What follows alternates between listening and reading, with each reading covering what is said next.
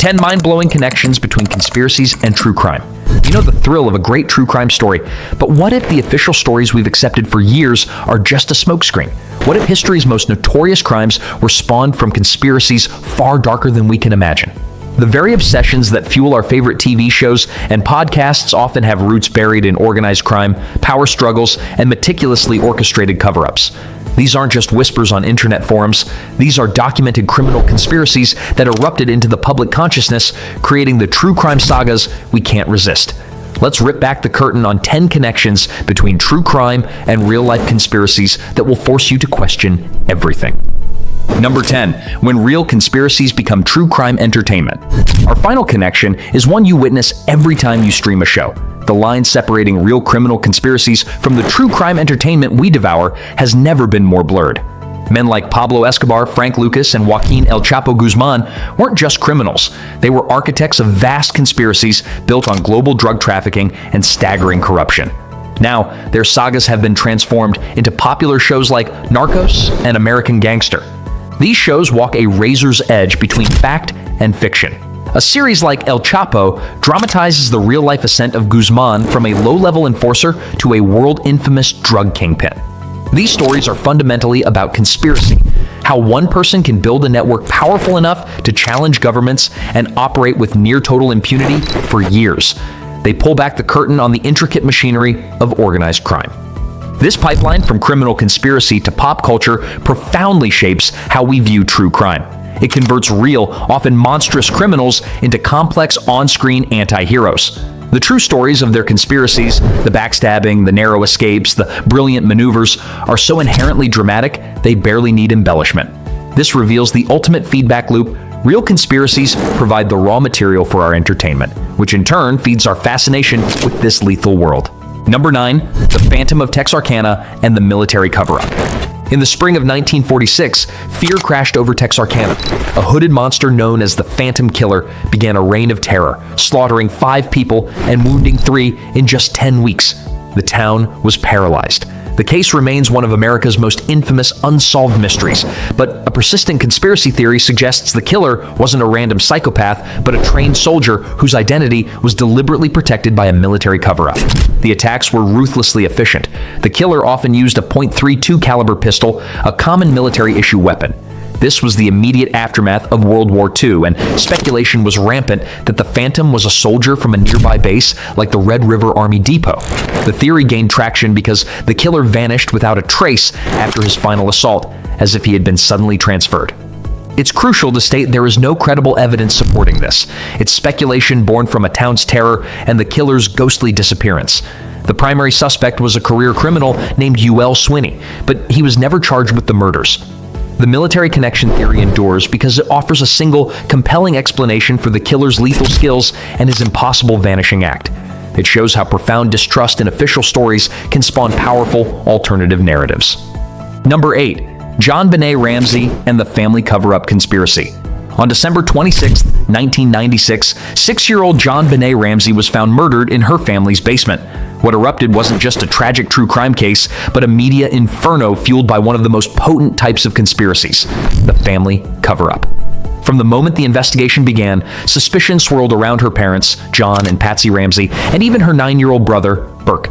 The evidence seemed to point everywhere at once. A long, theatrical ransom note was discovered, but it was written on a notepad from inside the home. The police and media seized on the theory that a family member was the killer and the crime scene was staged. One popular theory held that Patsy killed JonBenét in a rage. Another pointed to her brother, Burke, with the parents covering up an accident. This family as conspirators narrative took hold, despite the family's denials. The theory persisted even as new evidence emerged pointing to an intruder, including an unidentified boot mark and mysterious male DNA on JonBenét's clothing. In 2008, the Boulder District Attorney's Office officially cleared the entire Ramsey family based on this new DNA evidence, even issuing a formal apology. And yet, the conspiracy theory of a family cover-up remains deeply embedded in the public consciousness, a chilling example of how a powerful narrative can hijack a true crime investigation. Number 7. The Zodiac Killer and the Conspiracy of the Cipher. Few true crime cases have hijacked our imagination like the Zodiac Killer. Prowling Northern California in the late 60s, this unidentified serial killer was more than a murderer. He was a master of psychological terror. What elevates the Zodiac case into a full-blown conspiracy is his sinister use of cryptic codes. The Zodiac mailed taunting letters to the press, 4 of which contained complex ciphers he promised held his identity. He created a conspiracy of language that codebreakers are still battling today. The first cipher, the Z408, was cracked within a week by a high school teacher and his wife. The decoded message was pure evil, but it only deepened the mystery as the final 18 letters appeared to be gibberish. The next major cipher, the Z340, was a nightmare that remained unsolved for 51 agonizing years. It was finally conquered in 2020 by a team of private citizens, revealing another chilling message, but again, no name. The Zodiac's use of ciphers was a brilliant, malevolent act of criminal conspiracy. It allowed him to command the narrative, mock authorities, and forge a dark mythology that thrives long after his reign of terror ended. The unsolved ciphers and the mystery of his identity ensure the Zodiac isn't just a cold case, but an active, ongoing conspiracy inviting the world to play his twisted game. Number 6. The death of Princess Diana and the royal conspiracy. On August 31st, 1997, the world stopped. Diana, Princess of Wales, was killed in a car crash in Paris. Official investigations concluded it was an accident caused by a drunk driver pursued by paparazzi. But for millions, this was the epicenter of one of the most explosive conspiracy theories ever, that Diana was assassinated by the British state. The most powerful voice driving this theory was Mohammed Al-Fayed, father of Diana's partner Dodi, who also perished. Al-Fayed claimed the British royal family, specifically Prince Philip, ordered MI6 to murder the couple to prevent Diana from marrying a Muslim man. This core accusation spawned dozens of other claims, that seatbelts were sabotaged, that crucial CCTV cameras were switched off, and that the ambulance took too long to reach the hospital. In 2004, the British Metropolitan Police launched Operation Paget, a massive 3-year investigation. The final 871-page report systematically debunked the conspiracy theories, concluding there was no evidence of a murder plot and that the deaths were the result of grossly negligent driving. Despite this definitive finding, the conspiracy theories rage on. Diana's death is a textbook example of how a high-profile tragedy can be eclipsed by a powerful narrative that taps into a deep mistrust of the establishment. Number 5. The Spy in the Bag, Espionage, and an Unsolvable Death. What happens when true crime collides with espionage? You get the case of Gareth Williams, the MI6 codebreaker whose death remains a baffling, conspiracy-drenched mystery. In August 2010, the 31-year-old's naked body was discovered folded inside a sports bag, padlocked from the outside. The bag was in the bathtub of his London apartment. The key to the padlock was found inside the bag under his body. The circumstances screamed foul play. Williams was a brilliant cryptographer on loan to MI6 from GCHQ, reportedly helping the NSA trace money laundering routes used by Russian mobsters. But the official police investigation seemed to steer away from his clandestine work. Scotland Yard declared his death was probably an accident, speculating it was a sex game gone wrong. This theory was riddled with holes. Experts failed to lock themselves inside an identical bag, and no fingerprints from Williams were found on the padlock or bathtub rim. This ignited a firestorm of conspiracy theories. Was Williams assassinated by foreign agents, or was he eliminated by his own side to contain a security breach? The official police stance remains that his death was likely an accident.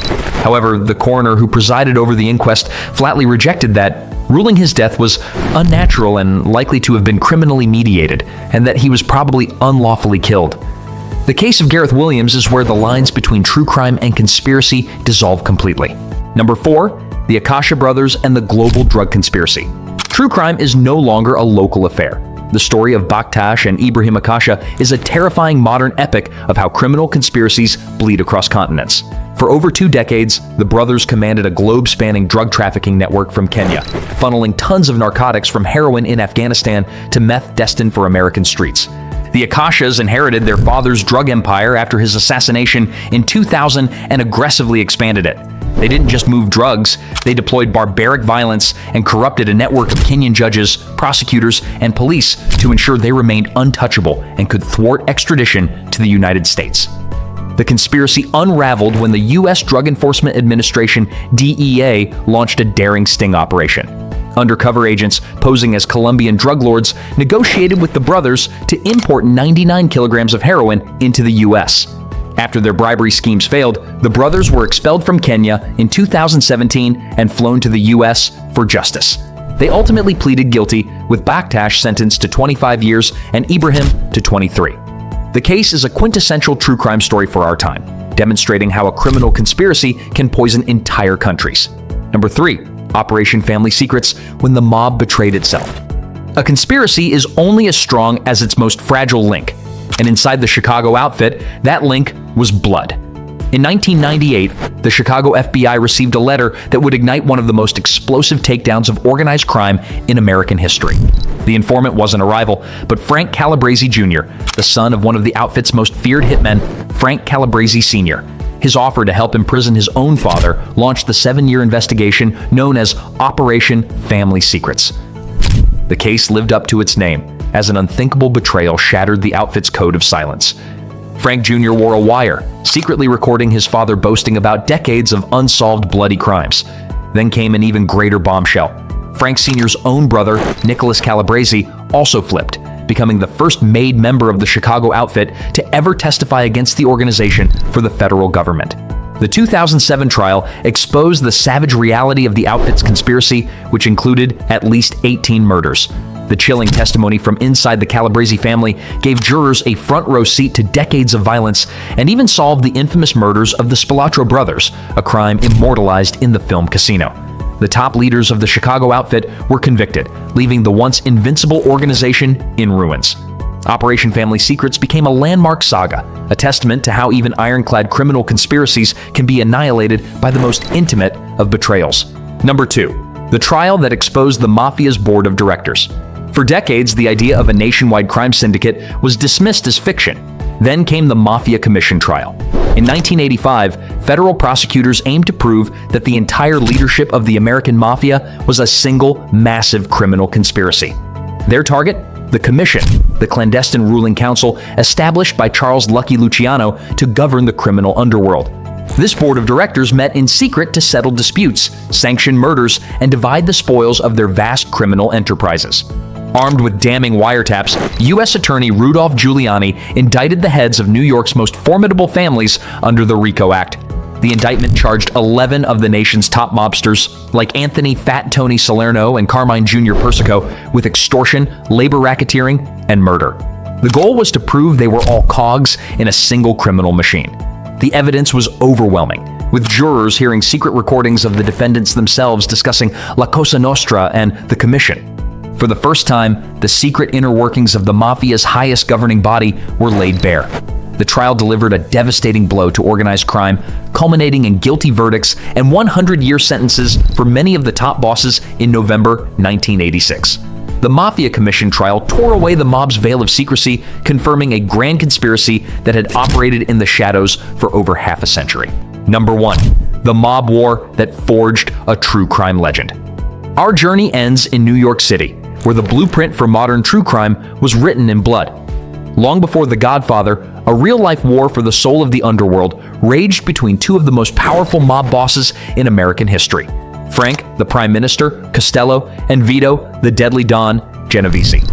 Their alliance decayed into a venomous rivalry for the throne of the Luciano crime family. Costello was a master dealmaker who prized influence over intimidation. Genovese was his mirror opposite, a ruthless predator hungry for violent control. Their clashing philosophies put them on an inevitable collision course. When Genovese returned to the U.S. after fleeing a murder charge, he found Costello in his way and launched a relentless campaign to seize the crown. This conspiracy exploded into the open in May 1957 when Genovese dispatched Vincent the Chin Gigante to execute Costello. A bullet grazed Costello's scalp, but he survived. The wound was superficial, but the message was thunderous. Staring at the violent future Genovese embodied, Costello surrendered control of the family.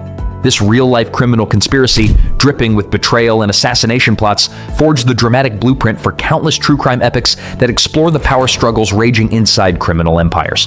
From the smoke-filled backrooms of the Mafia to the classified files of MI6, the bond between true crime and conspiracy is undeniable.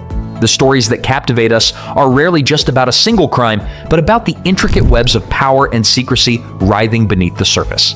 These 10 examples prove that behind many of our most infamous true crime sagas, there's a very real conspiracy pulling the strings. They are a stark reminder that the official story is often just the first draft, and the truth is almost always far more complex. Thanks for watching. If there's a favorite true crime story with a conspiracy twist that haunts you, I want to hear all about it in the comments below.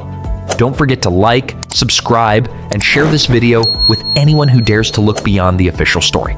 Until next time, stay curious.